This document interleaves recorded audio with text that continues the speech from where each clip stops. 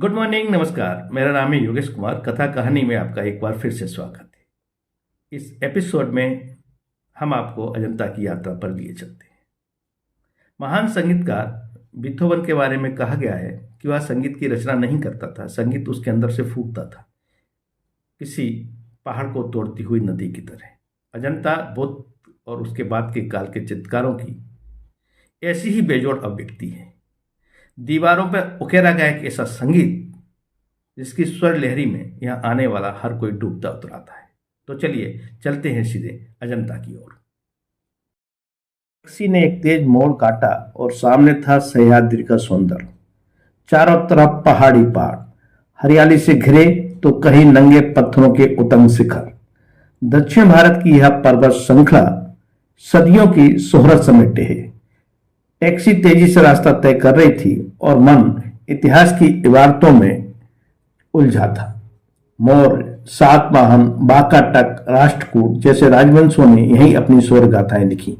एकनाथ, रामदेव, तुकाराम के अभंग यहीं गूंजे और शिवाजी के शौर्य की गवाह भी यही धरती रही। इसी पर्वत श्रृंखला में फरतपुर के पास है अजंता गुफाएं। कल ही मैं औरंगाबाद पहुंचा था। साल भर काम की व्यस्तता और दावपेच से व्याकुल होकर इस बार सह्याद्री के शरण में आया था।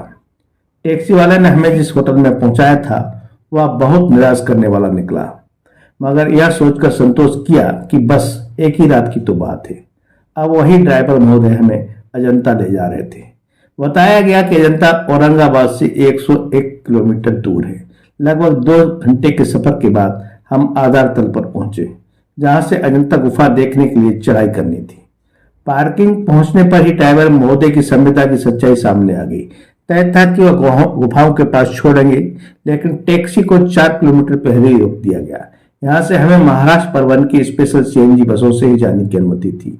यह व्यवस्था पेट्रोल डीजल से चलने वाले वाहनों से पुरातत्व संपदा को हो रहे नुकसान से बचाने के लिए शुरू किया गया प्रयास था।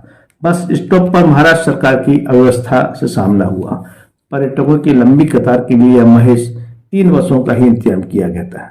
नतीजतन 4 किलोमीटर का 40 रुपए अदा करने और लाइन में लगने के बाद ही हम वहां पहुंचे, जहां से अजंता के लिए चढ़ाई चढ़नी थी। अजंता पहुंचने के लिए 2 रास्ते हैं। मध्य प्रदेश के स्टेशन भुसावल या जलगांव से यहां सीधे पहुंचा जा सकता है। इन स्टेशनों से अजंता की दूरी 70 किलोमीटर के लगभग है। दूसरा रास्ता औरंगाबाद से होकर आता है। यहाँ से अजंता की दूरी लगभग 101 किलोमीटर है। हमने यह दूसरा रास्ता ही चुना।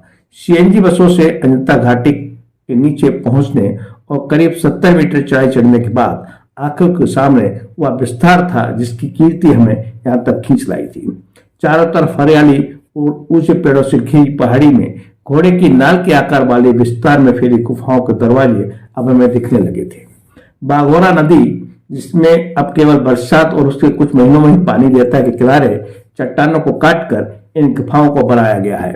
प्रकृति के वैविध्य भरे विस्तार में से अंजलि भरकर जिस सौंदर्य को यहाँ उकेरा गया है उसका तोड़ पूरी दुनिया में नहीं है। सलाखंडों को तराश कर एक विशाल काय घाटी के मार्ग में गुफाएं आरंभिक बौद्ध वास्तुकला, गुफा चित्रकारी और शिल्प कला का बेजोड़ उदाहरण है। मौर्य, वाकाटक, राष्ट्रकूट राजवंशों के अलग अलग कालखंडों में इन गुफाओं का निर्माण किया गया है। 700 वर्षों तक व्यस्त रहने के बाद जैसे अचानक अजंता की गुफाओं को भुला दिया गया। ये गुफाएं लगभग 1 सदी से भी अधिक समय तक मानव काल के अंधकार में छिपी रहीं। 1819 में एक अंग्रेज शिकारी जॉन स्मिथ ने इसे खोज निकाला। तब अंग्रेजी काल में ही साहसी लोगों ने इसका उत्खनन किया। आजादी की बात तो यहाँ केवल एक गुफा ही खोजी जा सकी है। जय कृष्णमूर्ति ने कभी कहा था कि बुद्ध पदचिन्ह नहीं छोड़ते, मगर अजंता में बुद्धत्व पूरे संगीत के साथ मौजूद है, अपनी पूरी आध्यात्मिकता और सम्यक ज्ञान के साथ। अजंता को देखकर साफ महसूस होता है कि यह बुद्ध के सहज योग को साधने की मशक्कत भर नहीं था। यह बुद्ध की शिक्षाओं का ऐसा वैभवपूर्ण प्रांगण था जिसे अचानक बिसरा दिया गया। अजंता का निर्माण जिस सभ्यता ने किया वह अचानक कहाँ मिला गई? तो क्या मान लिया जाए कि सभ्यता भी खुद हमेशा सभ्य नहीं रही? अजंता की गुफा अमरलाइट पत्थरों पर बनाई गई हैं। ये 56 मीटर ऊंचाई पर हैं और 550 मीटर के दायरे में फैली हैं। गुफा नंबर 8 सबसे नीची और गुफा नंबर 29 पहाड़ की चोटी पर स्थित है।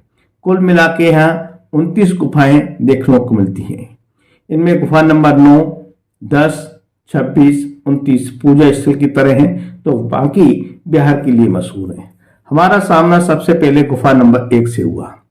बौद्ध विहार होने के कारण सभी को गुफा के बाहर ही जूते उतार देने के लिए कहा गया। गुफा के अंदर अंधेरा था। पुरातत्व विभाग ने जिस विशेष किस्म की लाइटें लगाकर मंदिर प्रकाश की व्यवस्था यहाँ की है। तेज प्रकाश में चित्रों का रंग खराब होने का खतरा है। गुफा नंबर 1 20 स्तंभों का बना एक बड़ा हॉल है। पूरे हॉल की दीवार और छतों पर चित्रकारी की गई है। इन चित्रकारी को देखने के लिए साथ में टॉर्च जरूरी है। यह टिकट खिड़की से ही कुछ रुपए अदा कर किराए पे ली जा सकती है। इसके बिना चित्रों को देख पाना संभव नहीं है। गुफा के प्रवेश द्वार के ठीक सामने दीवार काटकर बनाई गई बुद्ध की विशाल मूर्ति है। बुद्ध की मूर्ति लगभग सभी गुफाओं में विभिन्न मुद्राओं में मौजूद है। पूरे हॉल में जातक कथाओं को दिखाते चित्र बनाए गए हैं। समय के थपेड़ों ने इनमें से अधिकांश चित्रों को धुंधला कर दिया है, लेकिन इनमें भरे रंग आज भी साफ दिखाई देते हैं। इन चित्रों में राजा शिवी द्वारा कबूतर को बाज से बचाने का चित्र भी दिखाया गया है। अजंता की गुफाओं के निर्माण का काम करीब 4 शताब्दी तक चला। खुदाई का काम काटक राजाओं के शासन में हुआ। 5वीं शताब्दी के आखिरी 50 और 6वीं शताब्दी के आरंभिक 50 साल मूर्ति और चित्रकला के लिए स्वर्णिम माने जाते हैं। अजंता की खुदाई का समय भी यही रहा। 7वीं शताब्दी के आते आते यहाँ काम धीमा होता गया। कई गुफाओं का निर्माण काम अधूरा रह गया। ऐसा लगता है कि इनके निर्माणकर्ताओं की आर्थिक शक्ति चूक गई या फिर उनकी राजनीतिक सत्ता का पराभव हो गया। कुछ भी हो, अजंता का काम कई जगह अधूरा दिखाई देता है। अजंता के बारे में आम धारणा है कि यह बौद्ध विहार है, मगर इसकी डिजाइन और खासतौर पर 26 और 16 नंबर गुफाओं के विशाल हॉल देखकर लगता है यह बौद्ध शिक्षा का एक विशाल केंद्र था। इन हॉलों का इस्तेमाल प्रशासनिक गतिविधियों के तौर पर किया जाता रहा होगा। गुफा 26 की संरचना ऐसी है जिसके सामने खड़े होकर सभी गुफाओं पर नजर रखी जा सकती है। इन गुफाओं में कुछ कमरे सोने के लिए भी बनाए गए हैं। अधिकांश गुफाओं में ध्यान लगाने के लिए छोटे छोटे कमरे हैं। इन कमरों का आकार अलग अलग है। साफ है इन्हें इनके उपयोगकर्ताओं के महत्व के आधार पर बनाया गया होगा। अजंता में पर्यटन विभाग ने हर गुफा में एक कर्मचारी को तैनात कर रखा है। इनका काम इन गुफाओं के बारे में पर्यटकों को जानकारी देना है, मगर इनमें से एक भी बिना दान दक्षिणा के लिए मुंह खोलने को तैयार नहीं। यहाँ तक कि अधिकांश गुफाओं में प्रकाश की कोई व्यवस्था नहीं की गई है। मनुष्य का यह लालच अखरता है। अजंता का सौंदर्य हमारे सामने बिखरा हुआ था।